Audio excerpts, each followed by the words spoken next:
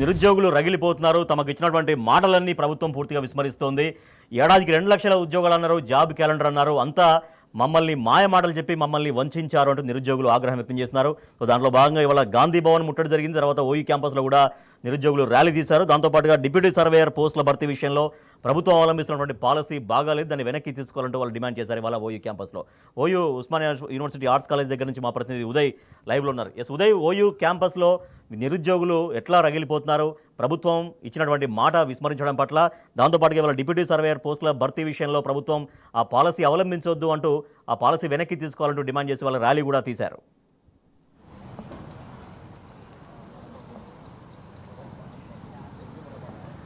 Good evening Rajesh.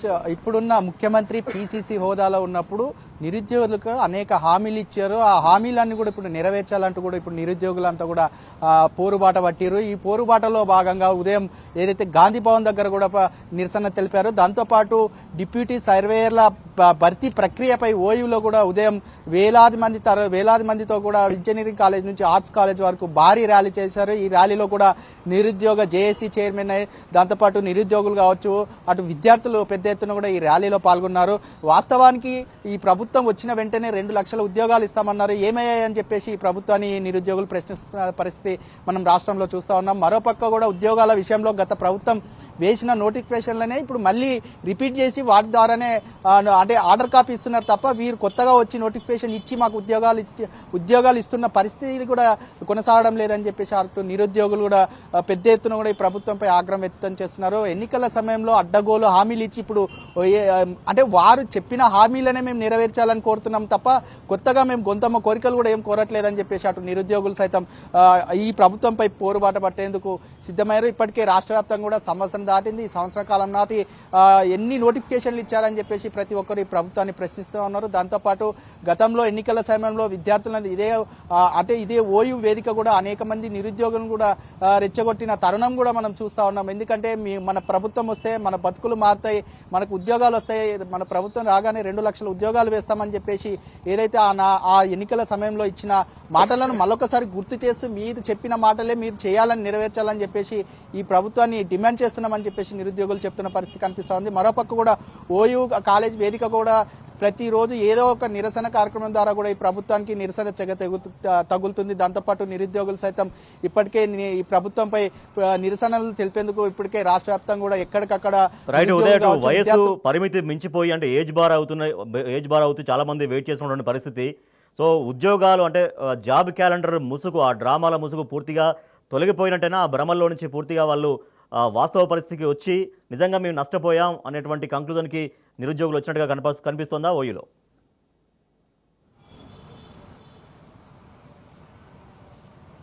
Yes, మీరు అన్నట్టుగానే ఇప్పుడు వయస్సు అయిపోతుంది, మాకు ఏదో జరుగుతుంది, మాకు ఈ ప్రభుత్వం వస్తే ఏదైనా చేస్తారు అని చెప్పేసి వాళ్ళు అనుకున్నారు. కానీ వాళ్ళు అనుకునే విధంగా కూడా ఈ ప్రభుత్వం ఏం చేయలేదని చెప్పి వాళ్ళు ఇప్పుడిప్పుడే గ్రహిస్తున్నారు. ఎందుకంటే మాకు ఏదో అనుకున్నాము, గత ప్రభుత్వంపై బురద చల్లడమే తప్ప ఈ ప్రభుత్వం వచ్చి ఏం చేసింది లేదని చెప్పేసి ఇప్పుడు స్వయంగా వారే చెప్తున్న పరిస్థితి కనిపిస్తా ఉంది. ఎందుకంటే ఇప్పటికే మా ఏజ్ అయిపోతుంది, ఈ ఏజ్ అయిపోయే తరుణంలో కూడా నోటిఫికేషన్లకు మేము అనర్హులుగా ఉండే ఛాన్స్ కూడా ఉంది. కాబట్టి ఇప్పటికైనా మేము కళ్ళు తెరవాలి. ఇప్పుడు వచ్చే అంటే ఎవరైతే నోటిఫికేషన్లు అప్లై చేసుకుంటారో వారైనా కూడా ఇప్పటికైనా అర్థం చేసుకోవాలి. ఎందుకంటే ఇప్పుడు వచ్చిన ప్రభుత్వం ఏం చేయదు కూడా అని చెప్పేసి వీరు కరాఖండిగా చెప్తున్న పరిస్థితి కనిపిస్తుంది. ప్రస్తుతం అంతా పాటు నిరుద్యోగ నాయకులు ఉన్నారు, వారి మాటల్లోనే తెలుసుకుందాం. అన్న చెప్పండి, అంటే ఉదయం మీరు పెద్ద ఎత్తున కూడా ర్యాలీ చేశారు, అసలు ఎందుకు చేశారు ర్యాలీ? నా పేరు రాజు నాయక్, నేను యూనివర్సిటీ కాలేజ్ ఆఫ్ ఇంజనీరింగ్ లో సివిల్ ఇంజనీరింగ్ విద్యార్థిని. గత 2 నెలలుగా మేము ఈ డిప్యూటీ సర్వేల నియామక విషయంపై ప్రక్రియపై మేము చాలా వివిధ వేదికలుగా మేము పోరాడుతున్నాం. ఒక సర్వీస్ రూల్ ప్రకారం డిప్యూటీ సర్వే పోస్ట్ అనేది భర్తీ చేయకుండా దానికి అగెనిస్ట్ గా సర్వీస్ రూల్స్ అగెనిస్ట్ గా గతంలో వర్క్ చేస్తున్న వీఆర్ఓలను కానీ వీఆర్ఎల్ గాను వాళ్ళని డైరెక్ట్ రిక్రూట్ చేసే ప్రయత్నం చేస్తుంది గవర్నమెంట్ సర్వీస్ రూల్స్ అగెనిస్ట్ గా. అంటే మీరు పొద్దున ఎంతమంది ర్యాలీలో పాల్గొన్నారో, అసలు విద్యార్థుల నుంచి ఎలాంటి సమస్యలు ఈ ప్రభుత్వం దృష్టికి తీసుకెళ్లే అవకాశం ఉంది? దాదాపు ఒక 500 మంది మేము అందరం ఇంజనీరింగ్ గ్రాడ్యుయేట్స్, డిప్లొమా కానీ ఐటీఐ కానీ బీటెక్ చేసిన అభ్యర్థులం మా ఇంజనీరింగ్ కాలేజ్ వేదిక నుండి ఆర్ట్స్ కాలేజ్ వరకు ర్యాలీ తీయడం జరిగింది. మరియు ర్యాలీకి మా వివిధ సంఘాల ఆర్ కృష్ణ అన్న కానీ నీలమన్న కానీ అట్లాంటి నాయకులు మమ్మల్ని సంఘీభావం తెలపడం జరిగింది. వారికి ప్రత్యేక ధన్యవాదాలు. మరియు ఇక్కడ ప్రెస్ మీట్ కూడా నిర్వహించడం జరిగింది. ఈ ఉద్యమం ఈ రోజుతో ముగిసేది కాదు. గవర్నమెంట్ చక్కగా పనిచేయకపోతే, ఒక సర్వీస్ ప్రకారం ఆ నోటికి పోస్టులను ఫిల్ చేయకపోతే మేము భారీ ఒక ఉద్యమానికి తెరలేపే అవకాశం ఉంది. అన్న చెప్పండి, అంటే నిరుద్యోగుల పక్షాన నిరుద్యోగ జేఏసీ చైర్మన్ గా కూడా మీరు అనేక సమస్యలపై పోరుబాట పట్టారు. ఇప్పటికే నిరుద్యోగుల సైతం కూడా కొట్లాడేందుకు ఇప్పటికే పెద్ద ఎత్తున అనేక ధర్నాలు నిరసనలు కూడా తెలియజేశారు. అసలు ఈ నిరుద్యోగుల పక్షాన ఏ సమస్యలపై ప్రభుత్వంపై మీరు పోరుబాట పట్టేందుకు సిద్ధమయ్యారు? నేను కాంగ్రెస్ ప్రభుత్వాన్ని ఒకటే నిలదీస్తున్నా. రాష్ట్ర ప్రభుత్వంలో ఉన్నటువంటి మంత్రివర్గులకు కూడా నేను ఒక్కటే హెచ్చరిస్తున్నా. డిప్యూటీ సర్వే పోస్టులు అనేది ఒక సివిల్ ఇంజనీర్, అదేవిధంగా మెకానికల్ ఇంజనీర్, అదేవిధంగా బీటెక్ చేసిన వాళ్ళు, డిప్లొమా చేసిన వాళ్ళు, అదేవిధంగా ఐటీఐ చేసినటువంటి వాళ్లకు మాత్రమే ఈ డిప్యూటీ మన సర్వే పోస్టులను ఇవ్వడం జరుగుతుంది. దానికి ఎలిజిబుల్ అండ్ క్వాలిఫికేషన్ కూడా. తర్వాత ఎలాంటి క్వాలిఫికేషన్ లేని ఈ మధ్యలో ఈ రెవెన్యూ మినిస్టరు అవగాహన లేనటువంటి మంత్రి. నిజంగా అయితే నేను ఈ రాష్ట్ర ముఖ్యమంత్రి ఆయనకు మంత్రి పదవి ఎట్లా ఇచ్చిండో నాకైతే తెలియదు. ముఖ్యమంత్రి గారు మీరు మంత్రులకు పదవులు ఇచ్చేటప్పుడు సబ్జెక్టు అవగాహన ఉండే వాళ్ళని పెట్టుకోండి. మీరు విఆర్ఓ విఆర్ఏలు ఎస్ఎస్సి ఇంటర్మీడియట్ బేసిక్ ఉన్న వాళ్లకు విఆర్ఓ పోస్టులు ఇస్తారు. మీరు 6 నెలలు వాళ్ళకి ట్రైనింగ్ ఇచ్చి సర్వే భూములను కొలవండి. ఇలా ప్రజల సమస్యలు ఎక్కడికక్కడ సర్వేర్లు లేక ఎన్ని ఇబ్బందులు గురవుతున్నాయంటే 2017లో కొన్ని పోస్టులు భర్తీ చేశారు సర్వేలు. ఇప్పుడు ఇంకా 1300 పోస్టులు ఖాళీగా ఉన్నాయి. ముఖ్యమంత్రి గౌరవనీయులు పెద్దలు మంచిగా నేను 1300 చేస్తా అని చెప్పి 1000 చేస్తున్నారు, సంతోషం.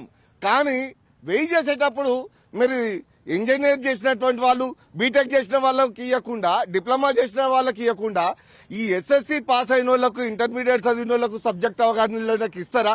సిగ్గు శరం ఉందా ఈ రాష్ట్ర ప్రభుత్వానికి? అధికారులకు సిగ్గు శరం ఉందా? మీకు ఏ లెక్క ప్రకారంగా, ఏ జీవో ప్రకారంగా విఆర్ఓ విఆర్ఏలకు ఇస్తారు? విఆర్ఓ విఆర్ఏలు కూడా మా వాళ్ళే. ఎందుకంటే వాళ్ళకు విఆర్ఓ పోస్టులు ఇవ్వండి, విఆర్ఓ పోస్టులు ఇవ్వండి. ఉన్న పదవులను వాళ్ళని పక్కకు పెట్టి సిగ్గులేని ప్రభుత్వం లాగా అధికారులకు ఎలాంటి అవగాహన లేనటువంటి దద్దమ్మలకు ఇలా పదవులు ఇస్తే ఈ విధంగానే తయారవుతుంది.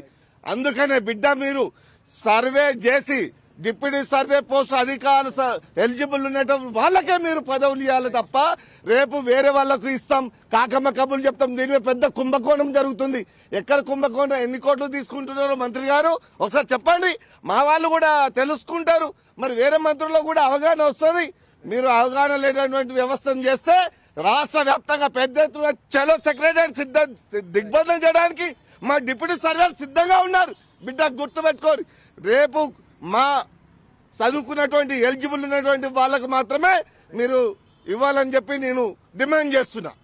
ఇక చూసుకోవచ్చు, అంటే ఇటు నిరుద్యోగుల పక్షాన కూడా జేఏసీ కమిటీ వేసి ఎప్పటికప్పుడు కూడా నిరుద్యోగుల పక్షాన ధర్నాలు నిర్వహిస్తూ ఈ ప్రభుత్వానికి సెగ వచ్చే విధంగా కూడా మేము ప్రతిరోజు కార్యక్రమాలు చేపడతామని చెప్పేసి నిరుద్యోగ పక్షాన కూడా జేఏసీ నీల వెంకటేష్ గారు తెలిపారు. దాంతోపాటు నిరుద్యోగులు కూడా ఉదయం డిప్యూటీ సర్వేల విషయంలో కూడా ఈ ప్రభుత్వం తప్పటడుగు వేస్తుందని చెప్పేసి అటు నిరుద్యోగులు చెప్తున్న పరిస్థితి కనిపిస్తా ఉంది. రాజేష్.